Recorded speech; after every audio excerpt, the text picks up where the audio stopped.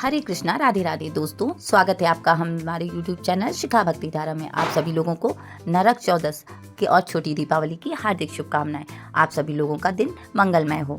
तो सभी लोगों को आज हम अपने इस वीडियो में नरक चतुर्दशी की पौराणिक कथाओं का श्रवण कराएंगे और नरक चतुर्दशी की पूजा विधि के बारे में विस्तार से जानकारी देंगे। तो चलिए वीडियो शुरू करते हैं। नरक चतुर्दशी पर 3 प्रकार की कथाएं प्रचलित हैं। तो पहली कथा का श्रवण करते हैं। नरकासुर को भौमासुर भी कहा जाता है। कृष्ण अपनी 8 पत्नियों के साथ सुखपूर्वक द्वारिका में रह रहे थे। एक दिन स्वर्गलोक के राजा देवराज इंद्र ने आकर उनसे प्रार्थना की, हे कृष्ण, दैत्यराज भौमासुर के अत्याचार से देवतागण त्राही त्राही कर रहे हैं। क्रूर भौमासुर ने वरुण का छत्र, अदिति के कुंडल और देवताओं की मणि छीन ली है और वह त्रिलोकी विजयी हो गया है। इंद्र ने कहा, भौमासुर ने पृथ्वी के कई राजाओं और आमजनों की अति सुंदर कन्याओं का हरण कर उन्हें अपने यहाँ बंदी गृह में डाल रखा है। कृपया आप हमें बचाइए प्रभु।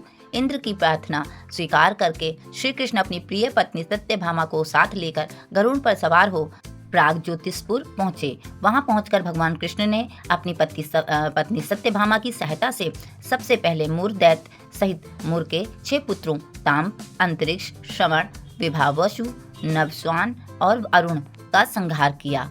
मूर दैत्य का वध हो जाने का समाचार सुन भौमासुर अपने अनेक सेनापतियों और दैत्यों की सेना को साथ लेकर युद्ध के लिए निकला। भौमासुर को स्त्री के हाथों मरने का श्राप था, इसलिए भगवान श्री कृष्ण ने अपनी पत्नी सत्यभामा को सारथी बनाया और घोर युद्ध के बाद अंत में कृष्ण ने सत्यभामा की सहायता से उसका वध कर डाला। इस प्रकार भौमासुर को मारकर श्री कृष्ण उसके पुत्र भगदत्त को अभयदान देकर उसे प्राग ज्योतिषपुर का राजा बनाया। भगदत्त कौरवों की ओर से महाभारत युद्ध में लड़ाता है। जिस दिन श्री कृष्ण ने भौमासुर का वध किया था उस दिन कार्तिक माह की चतुर्दशी थी, इसलिए उसे नरक चतुर्दशी भी कहा जाता है।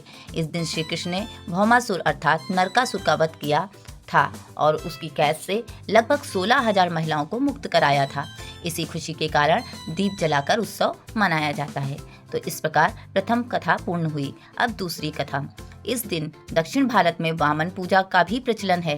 कहते हैं कि इस दिन राजा बलि को भगवान विष्णु ने वामन अवतार में हर साल उनके यहाँ पहुँचने का आशीर्वाद दिया था। इसी कारण से वामन पूजा की जाती है।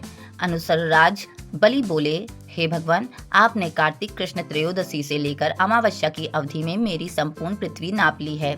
इसलिए जो व्यक्ति मेरे राज में चतुर्दशी के दिन यमराज के निमित्त दीपदान करेगा उसे यम यातना नहीं होनी चाहिए, और जो व्यक्ति इन 3 दिनों में दीपावली का पर्व मनाए उनके घर को लक्ष्मी जी कभी छोड़कर ना जाएं। ऐसे वरदान दीजिए। ये प्रार्थना सुनकर भगवान वामन बोले, राजन, ऐसा ही होगा, तथास्तु। भगवान वामन द्वारा राजा बलि को दिए हुए वरदान के बाद से ही नरक चतुर्दशी के दिन यमराज के निमित्त व्रत, पूजन और दीपदान का प्रचलन आरंभ हुआ। इस प्रकार से दूसरी कथा पूर्ण हुई। अब तीसरी कथा ये है कि रंती देव नामक एक धर्मात्मा राजा थे। उन्होंने अनजाने में भी कोई पाप नहीं किया था। फिर भी जब मृत्यु का समय आया तो यमदूत उन्हें नरक ले जाने के लिए आग धमके। राजा ने कहा कि आप मुझ पर कृपा करें और बताएं कि मेरे किस अपराध के कारण मुझे नरक जाना पड़ रहा है। यह सुनकर यमदूत ने कहा कि हे राजन, एक बार आपके द्वार से एक ब्राह्मण भूखा लौट गया था। ये उसी पाप कर्म का फल है। ये सुनकर राजा ने यमदूत से 1 वर्ष का समय मांगा। तब यमदूतों ने राजा को 1 वर्ष की मोहलत दे दी। राजा अपनी चिंता लेकर ऋषियों के पास पहुंचे और उन्हें अपनी सारी कहानी सुनाकर उनसे इस पाप से मुक्ति का उपाय पूछा। तब ऋषि ने उन्हें बताया कि कार्तिक मास की कृष्ण पक्ष की चतुर्दशी का व्रत करें और ब्राह्मणों को भोजन करवाकर उन्हें उनके प्रति अपने अपराधों के लिए क्षमा याचना करें। राजा ने वैसा ही किया जैसा ऋषियों ने उन्हें बताया था। इस प्रकार राजा पाप मुक्त हुए और उन्हें विष्णु लोक में स्थान प्राप्त हुआ। उस दिन से पाप और नरक से मुक्ति हेतु भूलोक में कार्तिक चतुर्दशी के दिन दीपदान का अवसर मनाया जाता है। इस प्रकार से तीसरी कथा पूर्ण हुई। अब हम आपको अपने इस वीडियो में नरक चतुर्दशी पे किस प्रकार से पूजा की जाए इसके बारे में बताएंगे। तो चलिए पूजा विधि के बारे में विस्तार से वर्णन करते हैं। प्रातः काल सूर्योदय से पहले उपटन और तिल के तेल से इस दिन स्नान करने की प्रथा है। इस दिन सुबह जल्दी उठने से और स्नान करने से कई तरह के शुभ फल प्राप्त होते हैं। उसके बाद हमें दीप जलाना चाहिए।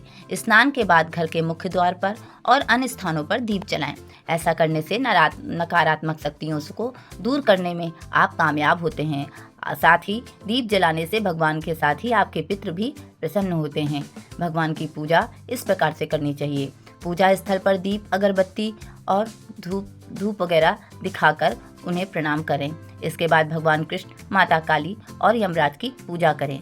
नरकासुर के वध में श्री कृष्ण ने देवी काली का आवाहन किया था। यमराज के लिए एक दीपक जलाकर घर के बाहर रख दे, जिसे यम दीप कहते हैं, और ये पूजा संध्या के समय होगी। उसके बाद नैवेद्य अर्पित करें। पूजा के दौरान मिठाई, फल और अन्य प्रसाद देवी देवताओं को अवश्य अर्पित करना चाहिए। अंत में प्रार्थना और मंत्रों का जाप करना चाहिए। भगवान से पापों की मुक्ति की प्रार्थना करें। संपूर्ण परिवार के कल्याण के लिए विशेष मंत्रों का भी उच्चारण करें। आप भगवान कृष्ण, माता काली, हनुमान जी के मंत्रों का भी जाप कर सकते हैं। इसके साथ ही हनुमान चालीसा का पाठ करने से भी इस दिन विशेष लाभ प्राप्त होता है।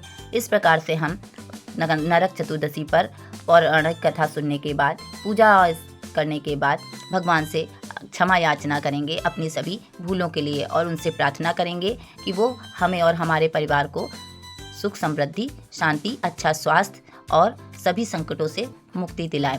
अब हम अपने वीडियो को विराम देते हैं।